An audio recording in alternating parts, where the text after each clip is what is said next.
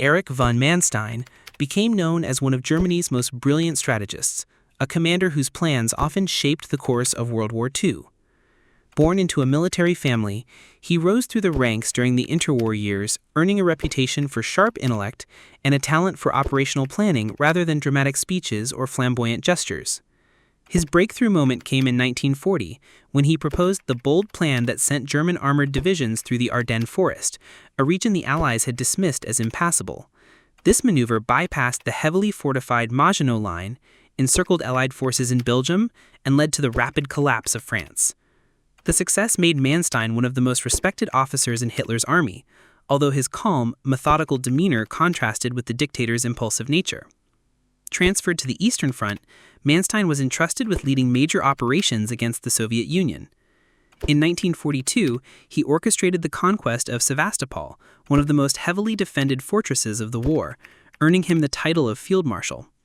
Later that year, when the German Sixth Army was trapped at Stalingrad, he was ordered to mount a relief operation. Despite his efforts, the insurgent forces could not be rescued, a disaster that permanently altered the balance on the Eastern Front. In the spring of 1943, however, he masterminded a remarkable counteroffensive at Kharkov, restoring German lines and demonstrating his ability to seize opportunities even under immense pressure. He also played a central role in planning Operation Citadel, the Great Offensive at Kursk. Although the attack failed and marked Germany's strategic decline, Manstein's vision for maneuver warfare remained evident in his insistence on flexibility and speed. Unlike some of his peers, Manstein avoided open defiance of political authority, but often clashed with Hitler over strategy. He argued for tactical withdrawals to preserve his forces, preferring mobility over static defense, yet Hitler's refusal to yield territory frequently undermined his plans. By 1944, these disagreements led to his dismissal, removing one of Germany's most capable military minds from command at a crucial time. After the war, Manstein was tried by an Allied tribunal and sentenced to imprisonment for his role in the conflict, though he was later released and lived quietly while writing memoirs that defended his record and influenced post-war military thought. His career embodied the paradox of many German commanders, extraordinary talent in the art of war, but tied to a destructive regime that limited and ultimately consumed their achievements. Terry de la Mesa Allen was one of the most unconventional American generals of World War II, a commander whose leadership style made him beloved by his soldiers, but often controversial among his superiors. Born into a military family with deep roots in Texas, Allen struggled early in his career with academics at West Point, but excelled as a fighter and leader in the field. His path to prominence came with his command of the 1st Infantry Division, famously known as the Big Red One. When American forces entered North Africa in 1942, Allen's division was among the first to face the German Afrika Korps. The harsh desert battles tested inexperienced American troops, yet Allen's insistence on aggression and his ability to inspire confidence helped the division recover from initial setbacks. His leadership was hands-on. He was often seen at the front, mingling with his soldiers, sharing hardships, and fostering a strong sense of loyalty that made the 1st Infantry one of the most effective U.S. units overseas. Allen's defining moment came during the campaign in Sicily in 1943. His division spearheaded landings and advanced rapidly across the rugged terrain, capturing key towns and fighting with intensity against determined German resistance. Yet it was here that Allen's strengths also created friction. His relaxed discipline, allowing his men to cut loose when not in battle, encouraging an almost rebellious camaraderie, clashed with the stricter standards of generals like Omar Bradley. Bradley admired Allen's combat effectiveness, but worried that his style could erode long-term discipline. The tension grew so sharp that despite the Big Red One's success in Sicily, Allen was relieved of command and reassigned. Many of his soldiers bitterly resented the decision, a testament to the bond he had built with them. After Sicily, Allen continued to serve, later commanding the 104th Infantry Division, nicknamed the Timberwolves. In Northwest Europe, his new division gained a reputation for endurance and night fighting, contributing to the liberation of towns across France, Belgium, and the Netherlands. Though he never reached the same level of fame as some American generals, Allen's legacy was defined by his fierce loyalty to his men and his belief that soldiers fought best when they trusted and respected their commander. In the end, his career showed the tension between battlefield effectiveness and the rigid structures of military hierarchy, but his soldiers remembered him as a leader who never asked them to endure hardships he would not share himself. William Slim became one of the most admired British commanders of World War II, remembered as the general who turned defeat into victory in the most difficult theater of the conflict, the jungles of Burma. Born into modest circumstances in England, Slim rose through the ranks of the British Army with a reputation for toughness, humility, and empathy. When Japan entered the war and swept through Southeast Asia in early 1942, British and Commonwealth forces in Burma were overwhelmed. Slim, then a corps commander, was tasked with organizing a desperate retreat to India. Though painful and costly, his leadership during the withdrawal prevented total collapse and preserved a nucleus of soldiers who would fight again. Unlike many officers, Slim listened closely to the concerns of his men, learning firsthand about the brutal realities of jungle warfare, disease, and supply shortages. By 1943, Slim was appointed to lead the newly formed 14th Army, an enormous multinational force of British, Indian, African, and Burmese troops. He faced daunting challenges: poor morale after years of defeats, the unforgiving climate, and a skilled Japanese enemy accustomed to rapid advances. Slim transformed his army by emphasizing training, mobility, and, above all, the health and welfare of his soldiers. He insisted on proper medical care, jungle survival skills, and air supply to outmaneuver the Japanese, gradually building an army that could fight on equal terms in the jungle. His reforms began to bear fruit in battles such as Arakan and Imphal, where his troops held firm against ferocious assaults and then counterattacked with growing confidence. Slim's crowning achievement came in 1944-45 when the 14th Army launched a massive offensive to retake Burma. In battles at Kohima, Imphal, and along the Irrawaddy River, Slim's forces inflicted crushing defeats on the Japanese, turning the tide of the entire campaign in Southeast Asia. His strategy combined patience with daring maneuvers, cutting enemy supply lines while maintaining his own through innovative use of air transport. By the time Rangoon was liberated in 1945, Slim had forged what many historians regard as the finest field army of the war. Despite his success, Slim never sought the limelight. He disliked self-promotion and preferred to credit his soldiers for victories.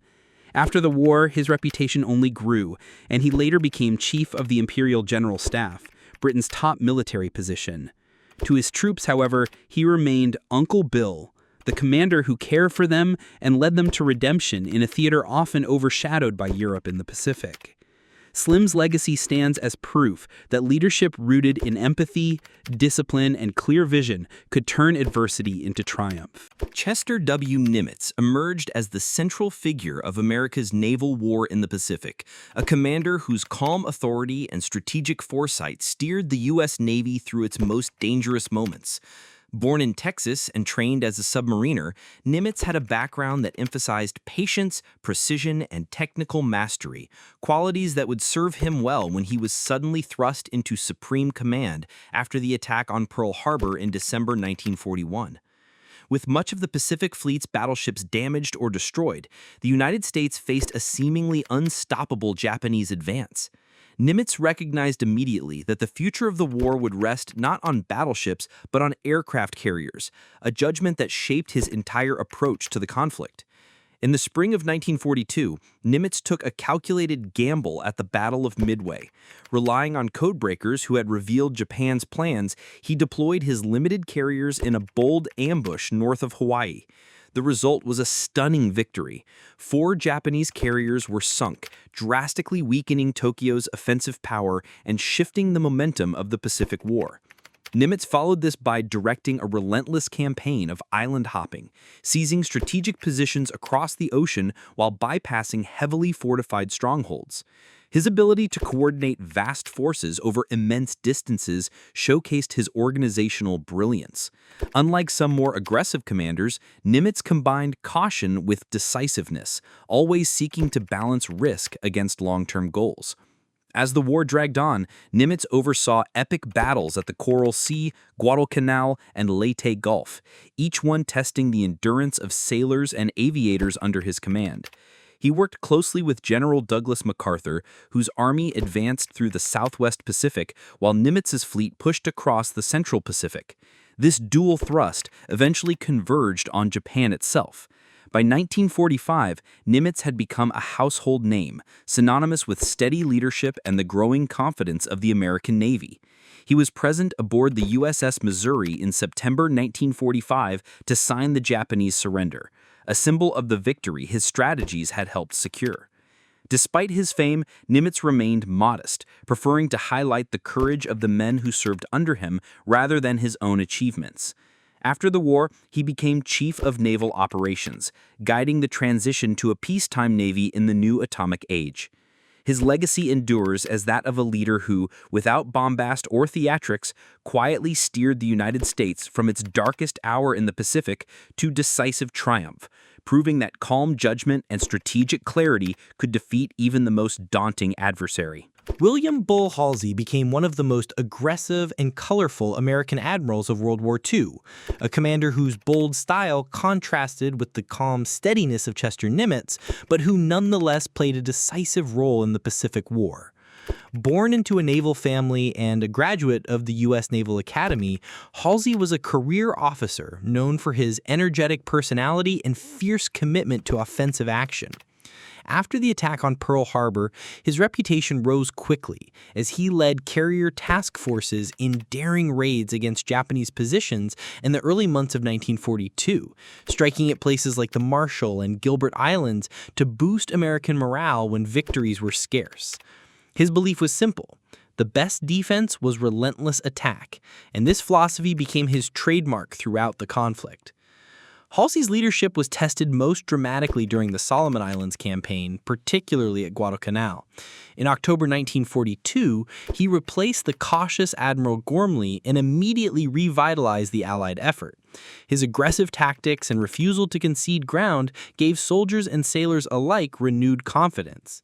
Halsey coordinated naval and air operations that eventually forced Japan to abandon its attempt to retake the island, marking one of the first major Allied victories in the Pacific. His willingness to take risks, often at great personal responsibility, won him admiration from the men under his command, even if it sometimes left other officers uneasy. As the war progressed, Halsey played a central role in the liberation of the Philippines. At the massive Battle of Leyte Gulf in 1944, the largest naval battle in history, he commanded Third Fleet in operations that helped secure American dominance at sea. His decision to pursue the Japanese decoy force left the San Bernardino Strait temporarily exposed, nearly endangering the invasion, but the resilience of smaller American ships in the face of superior enemy firepower turned what might have been a disaster into another Allied triumph. This episode revealed both the strengths and the risks of Halsey's style, daring and offensive-minded, but sometimes impetuous. Despite occasional controversies, Halsey's aggressive leadership contributed significantly to Japan's eventual defeat. His fleet supported the final campaigns at Iwo Jima and Okinawa, carrying the war to the very doorstep of the Japanese homeland. Known for his fiery speeches, blunt language, and unshakable confidence, he embodied the fighting spirit of the Navy in its most desperate struggles. After the war, Halsey was promoted to Fleet Admiral, only one of 4 men to ever hold that rank, cementing his place among America's naval legends.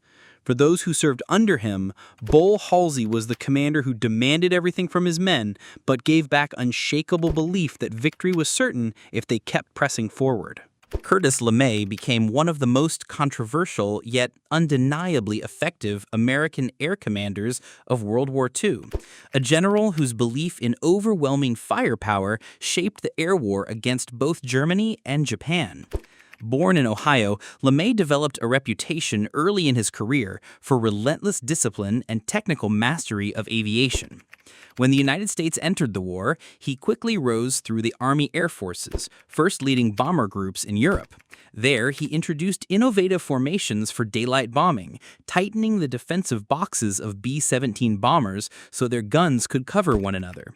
These tactics improved survival rates and effectiveness, helping American air power gradually wear down German industry and military capacity.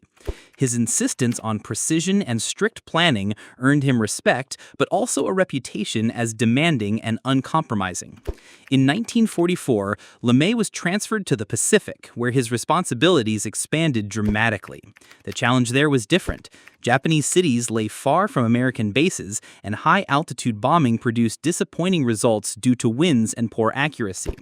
LeMay made the controversial decision to shift tactics, ordering low-level night raids using incendiary bombs. Beginning in March 1945, these raids devastated Japanese industrial centers that were heavily dependent on wooden buildings and small workshops. The most infamous of these strikes occurred over Tokyo, where vast portions of the city were destroyed in a single night. Though effective in crippling Japan's war production and hastening surrender, the human cost was immense, sparking debates that still continue about the ethics of strategic bombing. LeMay's approach was rooted in his firm belief that air power could end wars more quickly by breaking the enemy's capacity and will to fight. His methods emphasized efficiency, strict discipline, and ruthless calculation, qualities that often set him apart from more cautious colleagues. While other commanders hesitated to adopt such extreme tactics, LeMay pressed forward, convinced that the destruction of enemy industry would save lives in the long run by shortening the conflict. His command culminated in the final stages of the war, where the combination of incendiary raids and the atomic bombings brought Japan to surrender. After the war, LeMay continued to shape American air strategy, becoming a central figure in the newly independent U.S. Air Force and later the head of Strategic Air Command. His legacy remains complex, admired for his organizational genius and effectiveness, but often criticized for the human suffering caused by his tactics. In World War II, however, Curtis LeMay stood as the symbol of the ruthless efficiency of American air power, determined to use every tool at his disposal to secure victory. Charles de Gaulle stood apart from most of the generals of World War II, not only for his battlefield role, but also for his transformation into the political leader of Free France. Born into a patriotic family and trained as an officer in the interwar French army, de Gaulle developed strong ideas about modern warfare, particularly the use of armored divisions. He argued that tanks should be concentrated into powerful formations rather than scattered piecemeal, a theory that clashed with conservative military thinking in France. When Germany invaded in 1940, de Gaulle, then a relatively junior brigadier general, briefly demonstrated the effectiveness of his approach by leading counterattacks with armored units. Although these efforts could not stop France's collapse, they gave him credibility as a forward-thinking commander. The fall of France in June 1940 forced de Gaulle to make a choice that would define his legacy. Refusing to accept surrender in collaboration with Germany, he fled to London and broadcast his famous appeal on the BBC, calling on French citizens to continue the struggle. From that moment, he became the rallying point for free French forces around the world. His position was precarious. He commanded only small units at first and had to navigate complex relationships with Winston Churchill, Franklin Roosevelt, and other Allied leaders, many of whom viewed him as difficult and uncompromising. Yet de Gaulle's determination to maintain French honor and independence won him the loyalty of thousands of exiles and resistance fighters. Throughout the war, de Gaulle gradually built the Free French into a credible military force.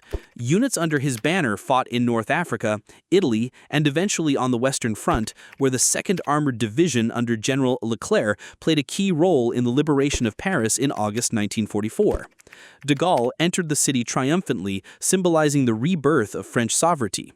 His leadership was not based on battlefield brilliance in the same sense as other generals, but on his ability to give his nation a voice when it risked being erased. By the war's end, de Gaulle was widely recognized as the embodiment of French resistance. He served as head of the provisional government, determined that France would stand alongside the great powers rather than as a defeated state. His legacy from World War II lies not in grand tactical victories, but in his refusal to surrender his country's dignity. Charles de Gaulle proved that leadership could take many forms, and that in times of collapse, stubborn resolve and vision could be just as important as battlefield triumphs. Marie-Pierre Kœnig became one of the most celebrated French commanders of World War II for his role in keeping the Free French cause alive during a time when the nation itself had fallen. A career officer who had served in World War I in the colonial army, Kœnig found himself in a unique position after France's defeat in 1940. Unlike many of his colleagues who accepted the Vichy regime, he chose to fight on alongside Charles de Gaulle, committing himself to the Free French movement. His defining moment came in 1942 at Bir Hakeim, an isolated desert outpost in Libya, where his brigade of Free French forces faced overwhelming Axis attacks. For 2 weeks, Kœnig's troops, composed of men from across the French Empire, held off vastly superior German and Italian forces under General Erwin Rommel. The defense of Bir Hakeim was not a decisive military victory in the larger scheme of the North African campaign, but it carried immense symbolic value. Kœnig's resistance delayed Rommel long enough for British forces to regroup, setting the stage for the Allied stand at El Alamein. More importantly, it demonstrated that France had not given up the fight. For the French people under occupation and for allies skeptical of France's contribution, Bir Hakeim was a beacon that the tricolor flag still flew on the battlefield. Kœnig himself became a hero, praised for his determination, courage, and ability to inspire a force that was outnumbered and cut off from support. After North Africa, Kœnig continued to serve in key roles. He participated in the liberation of France, commanding French forces during the Normandy campaign in 1944. His leadership helped solidify the image of the Free French Army as a partner in the Allied cause, rather than a marginal force. Although he did not command vast armies like other generals of the war, his contribution was deeply tied to morale and the legitimacy of de Gaulle's movement. Following the conflict, Kœnig's reputation remained strong. He went on to hold senior positions in the French military and government, recognized as both a soldier and a patriot who had carried the torch of resistance when France's survival as a free nation was uncertain. His stand at Bir Hakeim, though small in scale compared to massive battles elsewhere, became a defining symbol of French defiance. In the broader story of World War II, Marie-Pierre Kœnig represents the idea that even modest victories can change perceptions, restore confidence, and keep alive the spirit of a nation in its darkest hours. Stanisław Maczek was one of Poland's most talented commanders, a general whose career symbolized both the resilience of the Polish military tradition and the tragedy of a nation fighting for freedom without a homeland. A veteran of World War I and the Polish-Soviet War, Maczek gained early recognition as a skilled armored officer, mastering the use of mobility and surprise in an era when many still thought of warfare in static terms. When Germany invaded Poland in September 1939, he commanded the 10th Motorized Cavalry Brigade, one of the few fully mechanized Polish units. Against overwhelming odds, his brigade fought skillfully, conducting delaying actions that frustrated German advances. Ultimately, however, Poland was crushed between Germany and the Soviet Union, and Maczek, like so many Polish officers, fled to continue the struggle abroad. Reforming his forces in exile, Maczek eventually took command of the 1st Polish Armored Division, which became part of the Allied Army in Western Europe. His unit landed in Normandy after D-Day in 1944 and quickly distinguished itself in the breakout battles. At the Battle of Falaise, Maczek's division played a decisive role in closing the encirclement that trapped large numbers of German troops, a turning point in the liberation of France.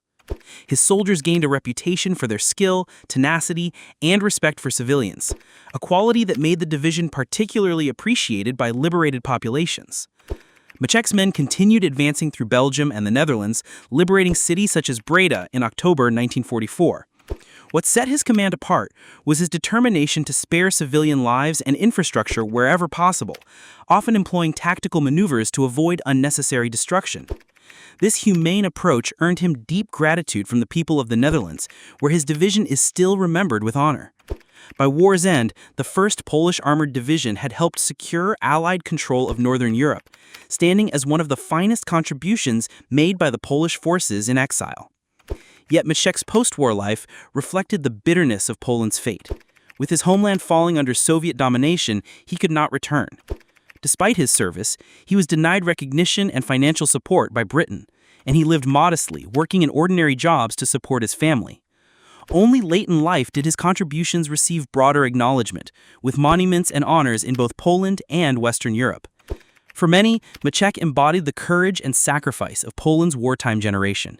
Soldiers who fought valiantly for freedom, achieved victories on foreign soil, yet were denied the reward of seeing their country restored to independence at the war's end. Władysław Anders became one of the most prominent leaders of the Polish armed forces in exile, remembered above all for guiding his men from captivity to one of the war's most symbolic victories. Born into a military family in what was then the Russian Empire, Anders served in the Imperial Russian Army during World War I, before joining the reborn Polish Army, where he gained recognition for bravery in the Polish-Soviet War of 1920. When Germany and the Soviet Union invaded Poland in 1939, Anders commanded a cavalry unit, fighting desperately until he was captured by the Soviets. He was imprisoned in harsh conditions for nearly 2 years, a fate shared by thousands of Polish officers. His release came only after Germany turned on the Soviet Union in 1941, forcing Moscow into alliance with Britain and creating a narrow window for Polish forces to be reorganized on Soviet territory. Anders was placed in charge of forming this new Polish army, drawing together survivors of Soviet prisons and camps. Conditions were appalling, and he quickly realized that maintaining these units in the Soviet Union was impossible. Negotiating with Allied leaders, he arranged for the evacuation of tens of thousands of soldiers and civilians through the Middle East. This epic journey, remembered as the Anders Army Odyssey, carried Poles from Central Asia to Iran, then onward to Palestine and Egypt, where they could be re-equipped and trained under British command. The journey itself became a symbol of endurance, as many who left the Soviet Union owed their survival to Anders' determination to save them. By 1943, Anders' Polish Second Corps was ready for battle, and its defining moment came at Monte Cassino in Italy. The ancient monastery had become the anchor of German defenses, blocking the Allied advance toward Rome. After repeated assaults by other units had failed, Anders' Poles were tasked with storming the heights in May 1944. The battle was brutal, but Polish troops succeeded in capturing the position, raising their flag over the ruins and opening the road to Rome. The victory was celebrated across the Allied world, giving Poland a moment of glory even as its homeland remained under occupation. After the war, Anders, like many of his compatriots, faced exile. With Poland under Soviet control, he could not return, and his soldiers were dispersed across Britain and other countries.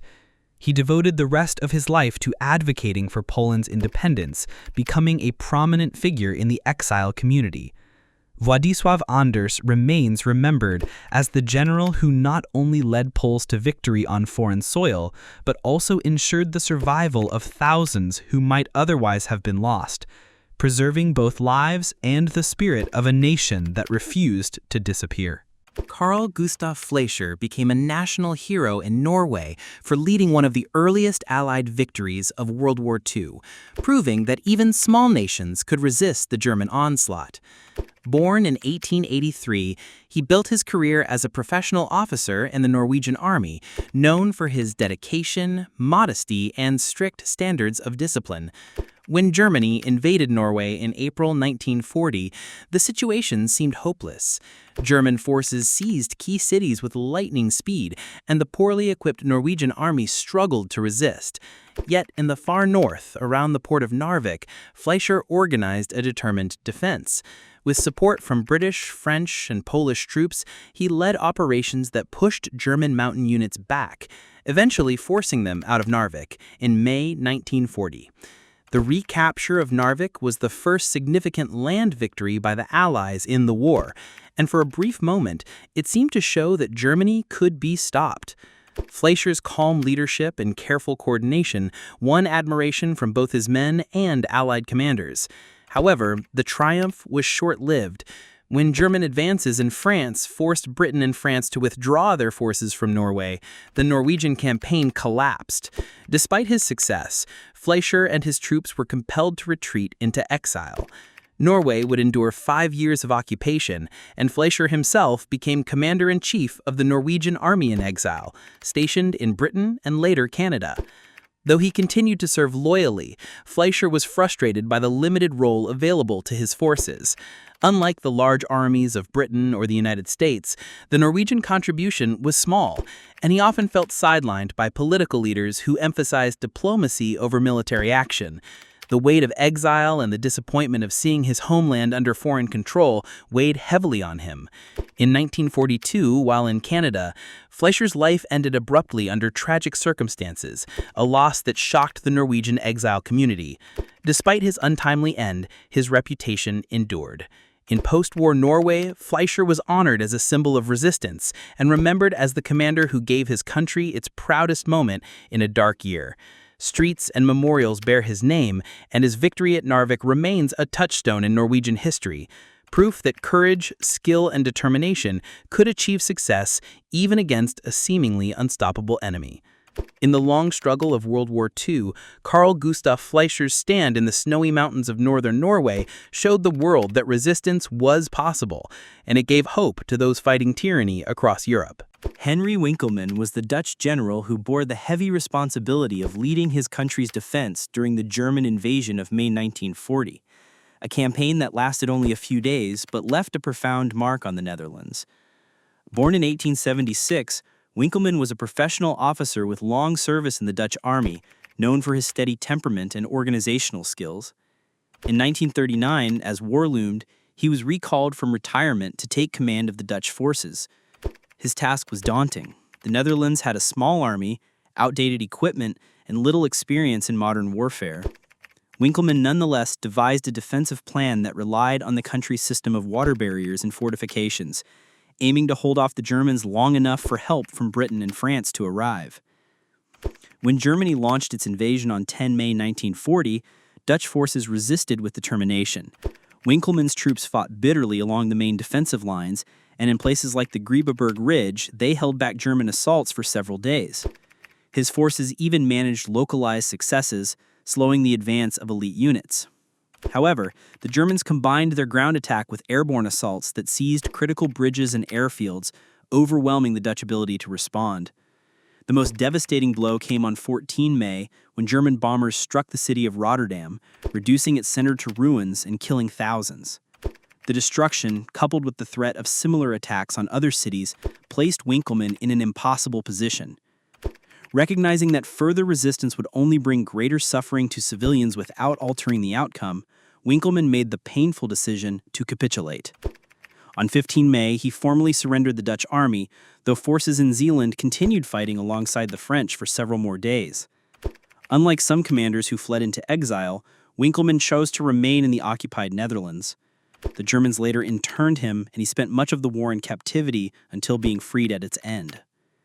After 1945, Winkelman was regarded with respect in his homeland, not for victory, but for his dignity and sense of responsibility. He had fought as best he could with the resources at hand, and then surrendered only to spare his people further destruction.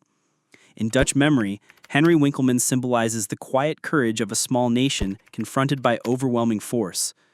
His role in 1940 reminds us that leadership in war is not only about achieving triumph on the battlefield, but also about making decisions that weigh the cost of human life against the futility of continued struggle. Masaharu Homma was the Japanese general who led the invasion of the Philippines in 1941-42, a campaign that brought early triumphs but ultimately ended his career in controversy. Born in 1887, Homma was educated both in Japan and abroad, spending time in Britain and India, which gave him a broader cultural outlook than many of his peers. Known as a thoughtful and even artistic officer, he was not as rigidly nationalistic as some within the Japanese high command.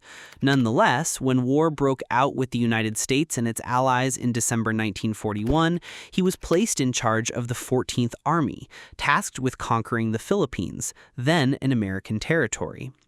The invasion began immediately after the attack on Pearl Harbor, and Homma's forces achieved rapid success.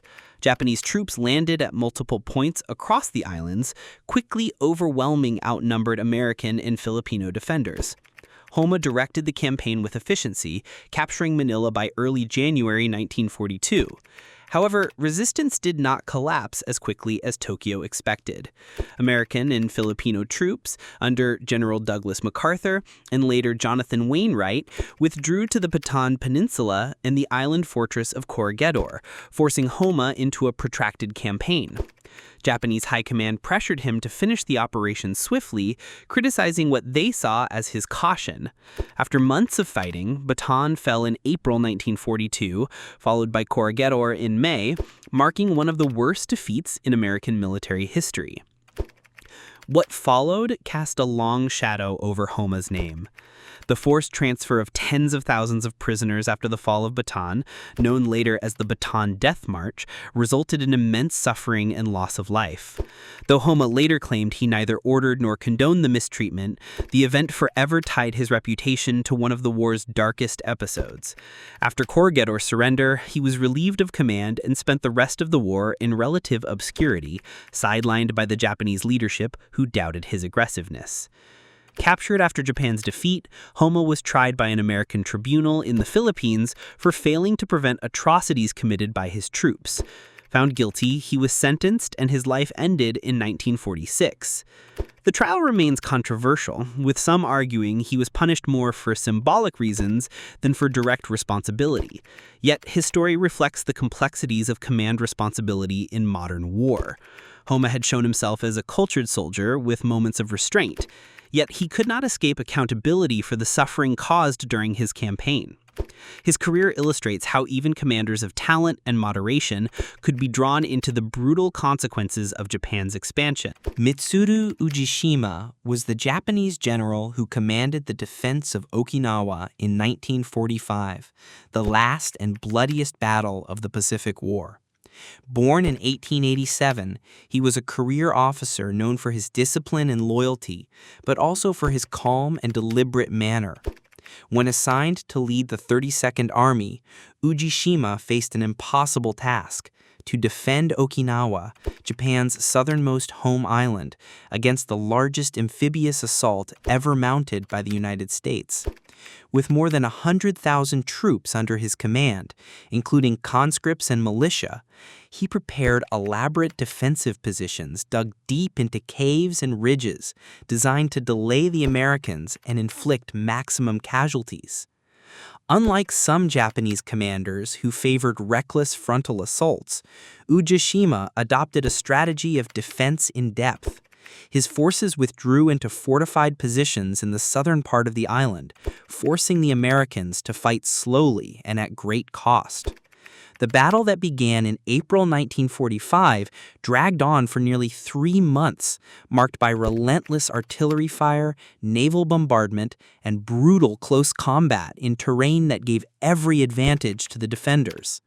Ushijima maintained strict control, working closely with his chief of staff, Isamu Cho, whose aggressive personality sometimes clashed with Ujijima's cautious approach. Together, they oversaw a defense that extracted a heavy price from U.S. forces, tens of thousands of casualties, and massive losses to ships from kamikaze attacks launched from the island. Despite the fierce resistance, the outcome was never in doubt. American superiority in firepower and logistics gradually crushed Japanese defenses, pushing them steadily southward. By June, organized resistance had collapsed. Facing inevitable defeat, Ushijima chose to end his life in the traditional samurai manner, conducting a final act that symbolized both loyalty to his country and acceptance of responsibility. Before doing so, he left behind words urging Japan's youth to rebuild rather than despair, showing a measure of dignity that contrasted with the destruction around him. The Battle of Okinawa cost the lives of over 100,000 Japanese soldiers and an even greater number of civilians, many caught between the two sides. For the Allies, Okinawa became a grim preview of what an invasion of Japan's main islands might entail, shaping the decision to use atomic weapons later that summer. Ujijima's name is inseparable from this last great battle. While his defense could not alter Japan's fate, it demonstrated the determination of an army fighting on home soil and underscored the immense human cost that marked the final months of the war. In Japan's memory, he is remembered as a disciplined, honorable soldier who carried out his duty to the end, even as his country faced inevitable defeat.